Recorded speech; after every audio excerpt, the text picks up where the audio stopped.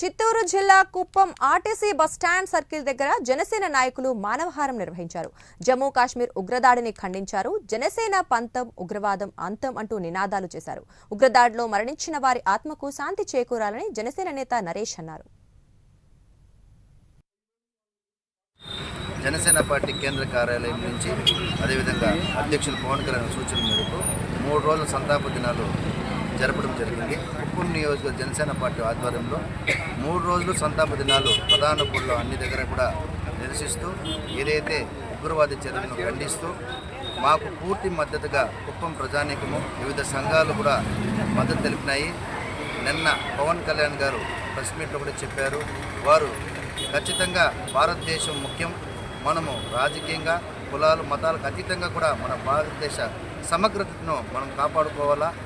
ఆ సమగ్రత కాపాడుకోవడం కోసము మనము మొదట ఈ దేశభక్తి చాటాలని కూడా ఆయన పిలుపునిచ్చారు. ఇందులో భాగంగా జనసేన పార్టీ నాయకులు కార్యకర్తలు అందరూ ప్రతి ఒక్కరు కూడా దీనికోసం మద్దతిస్తూ 3 రోజులుగా ఈ సంతాప దినాల్లో 3వ రోజు ఈరోజు. మొదటి రోజు కొవ్వొత్తుల ర్యాలీ, 2వ రోజు మౌన దీక్ష, 3వ రోజు మానవహారం చేయమని చెప్పారు. అదేవిధంగా ఇక్కడ చేయడం జరిగింది.